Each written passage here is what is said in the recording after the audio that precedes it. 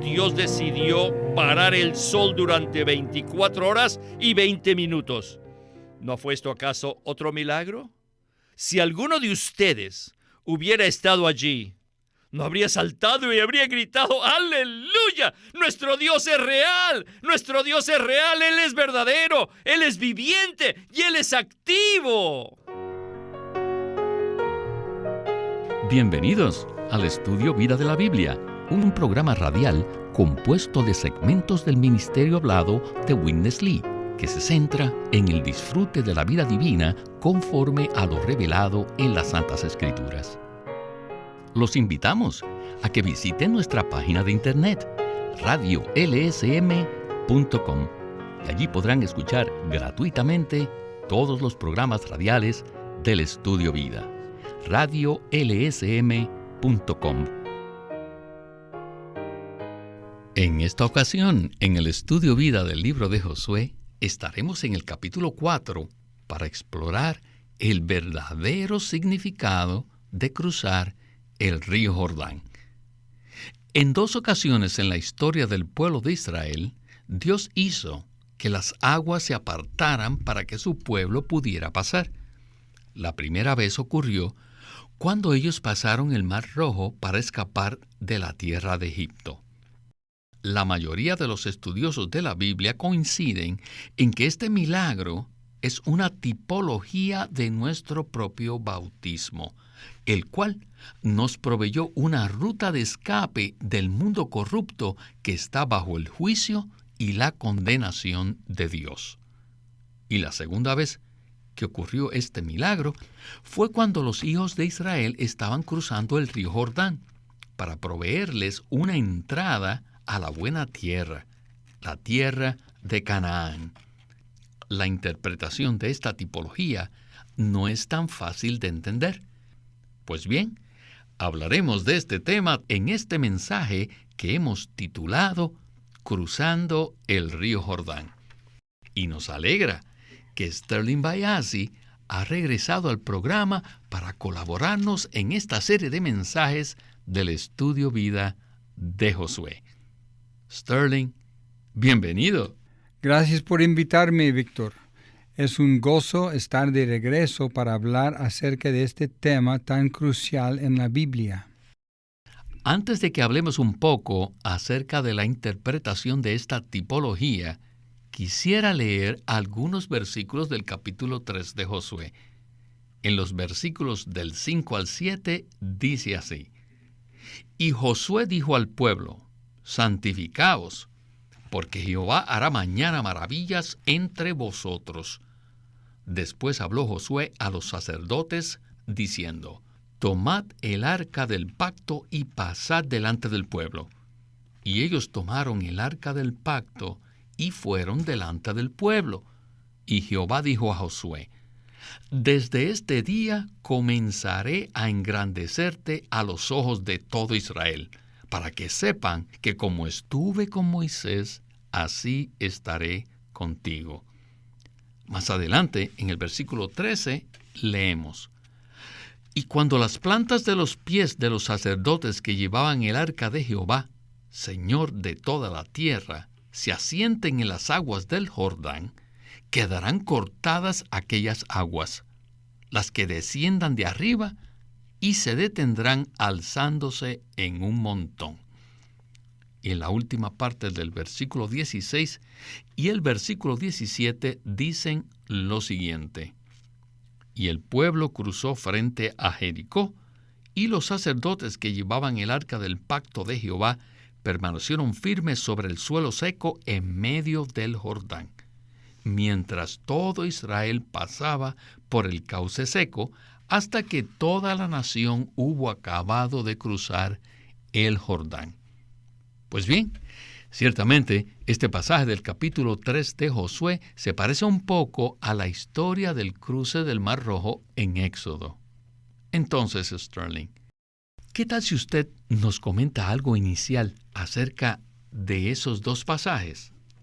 Como usted dijo al inicio, el cruce del Mar Rojo tipifica el bautismo de los creyentes, el cual nos saca del mundo.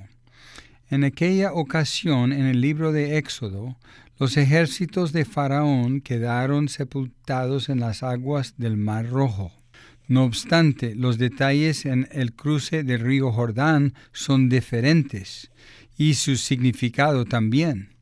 Algunos creyentes consideran que el cruce del río Jordán simboliza pasar por la muerte física para entrar en el cielo como nuestro destino final. Como veremos más adelante, esa es una interpretación totalmente equivocada. De hecho, toda la nación de Israel, como un pueblo corporativo, cruzó el Jordán, pero no para entrar en un lugar confortable para su disfrute, sino que entraron en una guerra contra los ocupantes de la buena tierra.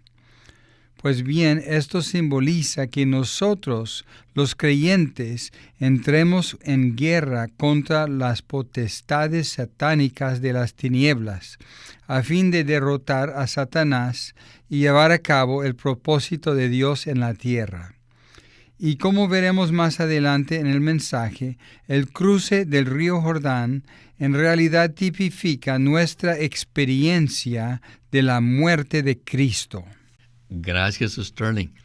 El paso por el Jordán representa la muerte, lo cual no está equivocado del todo. Sin embargo, esta muerte la han aplicado erróneamente.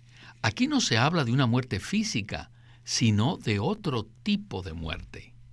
En dicha interpretación errónea hablan del bautismo, de la muerte física y luego saltan a los cielos. Pero se les olvida por completo la vida cristiana como parte del proceso. Eso refleja la manera como algunos cristianos ven la vida cristiana.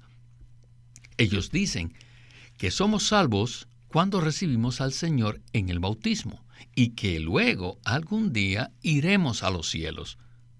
Pero ¿qué sucedió con la vida cristiana que existe entre la etapa de la salvación y la etapa de ir a estar delante del Señor? Pues bien, este ministerio nos conduce directamente al deseo del corazón de Dios, el cual se relaciona con lo que sucede en medio de estos dos eventos en la vida cristiana. ¿No es así? Sin lugar a dudas, así es, Víctor. El cruce del río Jordán era necesario para que ellos pudieran sepultar su viejo hombre caído, que había sido puesto en evidencia por completo durante los 40 años de travesía por el desierto. Ahora había llegado el tiempo de quitarse ese viejo hombre y llegar a ser un nuevo hombre en la resurrección de Cristo, a fin de pelear la batalla. Así es, Sterling. Y es importante recalcar que la muerte en este pasaje no representa la muerte física, sino la muerte en Cristo, que le da fin a nuestro viejo hombre. Bueno, sin más preámbulos, escuchemos a Witness Lee y el estudio vida de Josué. Adelante. Now we come to Israel's crossing the river Jordan. Ahora hemos llegado al punto donde Israel cruzó el río Jordán. Do you believe Israel in their old man could win ¿Pueden the ustedes victory? creer que Israel podría obtener la victoria en el viejo hombre? No, por supuesto que no. Así que su hombre viejo tenía que ser sepultado para que pudieran llegar a ser el nuevo hombre. Deben darse cuenta que esto corresponde a la economía neotestamentaria de Dios. Los hijos de Israel fueron sepultados en la muerte de Cristo y fueron resucitados también en la resurrección de Cristo. Y esto indica que incluso en el tiempo del Antiguo Testamento, el pueblo de Israel se había identificado con Cristo. Así que eran uno con Él. Ellos pasaron por la muerte de Cristo para sepultar su viejo hombre y llegar a ser el nuevo hombre en Cristo para pelear la guerra espiritual. Necesitamos darnos cuenta que nuestro hombre natural, nuestro viejo hombre, está completamente descalificado para pelear la guerra espiritual a fin de ganar a Cristo.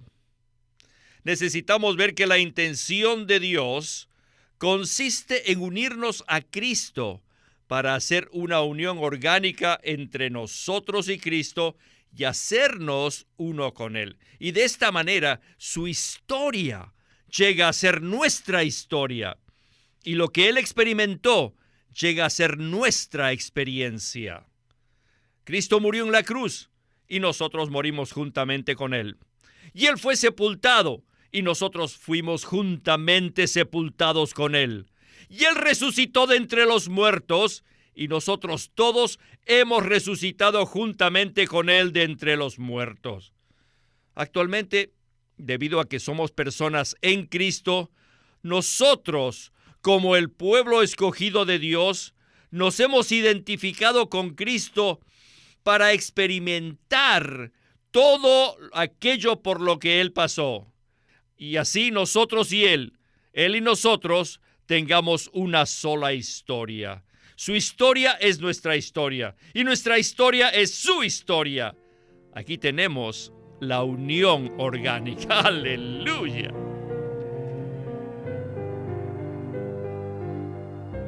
Sterling, la intención de Dios consiste en unirnos a Cristo y hacernos uno con Él, mediante una unión orgánica entre nosotros y Cristo. De esa manera, la historia de Cristo llega a ser nuestra historia, y lo que Cristo experimentó llega a ser nuestra experiencia. En cuanto a esto, ¿qué nos puede usted comentar? El cuadro que está en el Antiguo Testamento es una tipología de la realidad que se encuentra en el Nuevo Testamento. Cuando creemos en el Señor Jesús, somos unidos a Él orgánicamente, y esta unión orgánica se lleva a cabo en nuestro espíritu. Cuando el Señor como espíritu entra en nuestro espíritu y somos unidos a Él. En esta unión podemos experimentar todo aquello que Cristo haya experimentado. La historia de Cristo llega a ser nuestra historia. La muerte y la resurrección de Cristo llegan a ser nuestra experiencia, según está simbolizado por nuestro bautismo. Cuando somos bautizados, algo de nosotros es sepultado en el agua, y luego al salir de las aguas, estamos en resurrección, en la nueva creación, en el nuevo hombre. Este es un cuadro de la unión orgánica espiritual que tenemos con Cristo en nuestro espíritu. A medida que vivimos la vida cristiana, aplicamos la historia de Cristo a nosotros, incluyendo su muerte y su resurrección. Es un hecho que nuestro viejo hombre es totalmente inútil para cumplir el propósito de Dios. Si permanecemos en nuestro viejo hombre, seremos derrotados por el enemigo de Dios. Así que es crucial que nos identifiquemos con la muerte y la resurrección de Cristo, para que podamos estar en la realidad del nuevo hombre. Al revisar la historia del Antiguo Testamento, la mayoría de las personas se interesan en saber quién cruzó el Jordán. Pero lo importante es saber que Dios les ordenó a los sacerdotes que tomaran el arca del pacto y pasaran delante del pueblo. Cuando los pies de los sacerdotes tocaron el agua, entonces las aguas se separaron. Esta es una tipología muy significativa, la cual es el enfoque del siguiente segmento del mensaje. Adelante con Witness Lee. The ark of God El arca de Dios was a type of Christ, es un tipo de Cristo, the very embodiment of God. como la corporificación misma de Dios. Por lo tanto, cuando el arca iba junto con los hijos de Israel, Eso significaba que el Dios triuno iba con ellos tomando la delantera. Ustedes díganme, ¿pueden decirme quién fue el primero que pisó las aguas del Jordán? ¡El arca! Fue el Dios triuno en el arca. Considérenlo. Puesto que el arca iba sobre los hombros de los sacerdotes, eso significa que ellos habían llegado a ser una sola persona corporativa con el Dios triuno. Dios caminaba en el andar de ellos y ellos caminaban en el andar de Dios. Maravilloso. ¿Quién permaneció en las aguas? El Dios triuno. Pero solo, no, sino junto con los sacerdotes que lo llevaban. ¿Pueden ver el cuadro, hermanos? Hoy en día es exactamente igual. Nosotros y Él caminamos juntos. Él y nosotros somos un hombre corporativo. Cuando los sacerdotes que llevaban el arca tocaron el agua con sus pies, inmediatamente las aguas se detuvieron como en un muro. ¿Qué es esto? Este fue el primer milagro para que Israel entrara en la buena tierra. ¿Y cuál fue el segundo milagro? El segundo milagro fue cuando cayeron los muros de Jericó. Y los sacerdotes que cargaban el arca dieron 7 vueltas a la ciudad con el arca en sus hombros. Y luego gritaron y los muros se derrumbaron. ¿No fue eso un milagro? El tercer milagro ocurrió cuando el pueblo de Israel estaba masacrando a todas las personas poseídas por los demonios, y ellos se dieron cuenta, especialmente Josué, que un día de 24 horas no sería suficiente para terminar con esa labor. Había mucha matanza, así que Dios decidió parar el sol durante 24 horas y 20 minutos. ¿No fue esto acaso otro milagro? Si alguno de ustedes hubiera estado allí, no habría saltado y habría gritado: ¡Aleluya! ¡Nuestro Dios es real! ¡Nuestro Dios es real! ¡Él es verdadero! ¡Él es viviente! ¡Y Él es activo! Sterling, a la mayoría de los creyentes les gusta escuchar historias acerca de milagros. Y acabamos de escuchar 3 de esos casos en el libro de Josué. No obstante, es muy significativo que este pasaje se inicia refiriéndose al arca y lo crucial que el arca es en nuestra experiencia. ¿Qué nos puede usted comentar en cuanto a esto? Este es un maravilloso retrato que nos muestra la manera como Dios y su pueblo se mueven juntos como una sola entidad. Para poder entrar a la buena tierra, Dios no permaneció en el cielo enviando a los israelitas a pelear la batalla. Dios no les dijo: yo los respaldo para asegurarme de que obtengan la victoria. Ni tampoco Dios entró solo por sí mismo a la buena tierra a fin de destruir a todas las tribus, para que así el pueblo de Israel pudiera entrar tranquilamente. No, claro que no.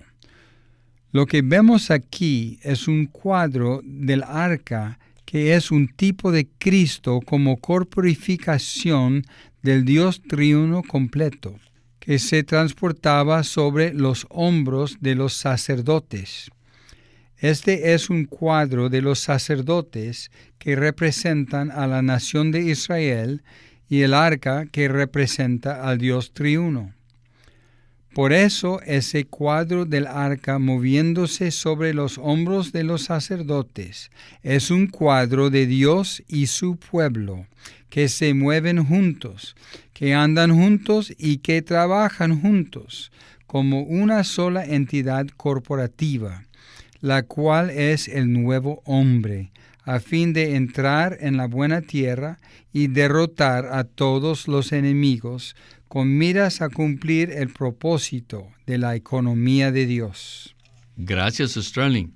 Es muy interesante que Dios haya llevado a cabo esos milagros, pero con la coordinación y la cooperación del pueblo de Israel. En Jericó, el pueblo dio 7 vueltas alrededor de la ciudad, Y en el Jordán, los sacerdotes fueron los que entraron en el agua y permanecieron firmes allí. Como podemos ver, Dios pudo llevar a cabo los milagros con la cooperación y la coordinación del pueblo. Este es un cuadro tremendo, que también debería ser nuestra experiencia en la era del Nuevo Testamento si queremos cumplir el propósito de Dios. Bueno, necesitamos regresar ahora a la historia del cruce del río Jordán. En el capítulo 4, versículo 9, hay un punto muy interesante y dice: Entonces erigió Josué 12 piedras en medio del Jordán, en el lugar donde estuvieron los pies de los sacerdotes que llevaban el arca del pacto, y han estado allí hasta hoy. Pues bien, al pasar el Jordán, el pueblo de Israel dejó algo en el lecho del río, lo cual es muy significativo. Escuchemos a Witness Lee en la conclusión del mensaje. Adelante. Joshua erected 12 stones Josué levantó 12 piedras in the middle of the Jordan where the ark was, signifying de en medio del Jordán, en el lugar donde estuvo el arca. Esto significa que Dios deseaba que la vieja naturaleza de Israel permaneciera bajo las aguas de muerte del Jordán. Y esto tipifica que el viejo hombre de los creyentes debe permanecer en la muerte de Cristo. Maravilloso. Ahora les pregunto, ¿dónde se encuentran ustedes?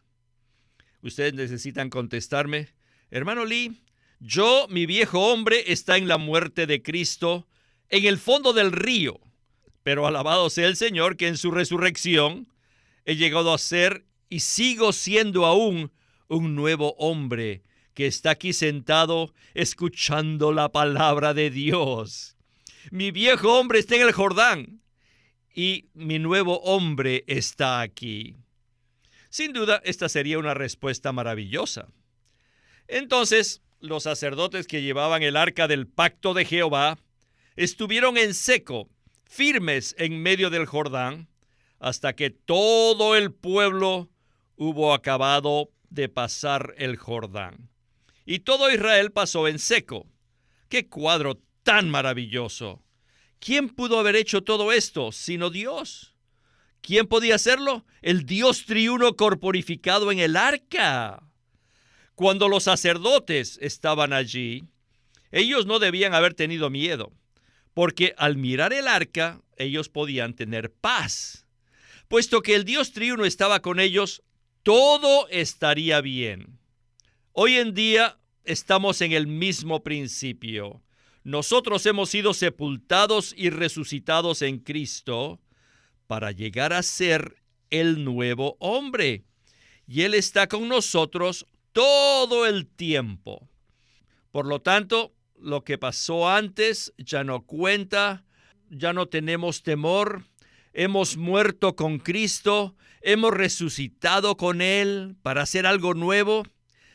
Y en Efesios 12 nos dice que aunque los creyentes estábamos muertos en nuestros delitos y pecados, ahora hemos resucitado y estamos sentados en los lugares celestiales en Cristo, porque Él nos ha hecho un solo y nuevo hombre en Cristo. Y para Dios este nuevo hombre es la obra maestra de Dios. Sterling, este ha sido un segmento de conclusión muy impactante que incluye Efesios capítulo 2. Para poder llevar a cabo su economía neotestamentaria, Dios se ha mezclado corporativamente con su pueblo para formar una sola entidad, lo cual es en realidad el punto en Efesios capítulo 2, ¿verdad? Sí, por supuesto, Víctor. De hecho, la experiencia de Israel al cruzar el Jordán dejando 12 piedras en el fondo del río es una señal de que su viejo hombre había sido enterrado y que ahora estaban en el nuevo hombre. Este es el cuadro en Efesios 2:15, donde dice que la muerte de Cristo en la cruz hizo de los dos pueblos, los judíos y los gentiles, un solo y nuevo hombre. Eso significa que en la muerte de Cristo en la cruz, el viejo hombre de los judíos y gentiles fue terminado, y que en la resurrección de Cristo se produjo el nuevo hombre. Esto es una realidad, y es la razón por la cual Pablo nos anima a vestirnos del nuevo hombre, para que permanezcamos en la unión con el Dios triuno. Si permanecemos en esta unión orgánica, entonces Dios se encargará de todo. Los hijos de Israel no tenían nada que temer, siempre y cuando fueran uno solo con Dios. No obstante, si ellos no lo hacían, ahí empezarían sus problemas. Gracias, Sterling. Creo que este mensaje nos ha iluminado a todos nosotros. El cruce por el río Jordán tipifica nuestra preparación para entrar en una experiencia viviente con Cristo cada día, con miras a darle fin a todas las cosas de nuestro viejo hombre, para que así podamos poseer y disfrutar a Cristo como nuestra buena tierra. Y a usted, Sterling, le agradecemos sus comentarios en el Estudio Vida de la Biblia con Witness Lee. Gracias por invitarme. Este es Víctor Molina haciendo la voz de Chris Wilde, Sterling Bayasi, la de Bob Danker, y Walter Ortiz, la de Witness Lee.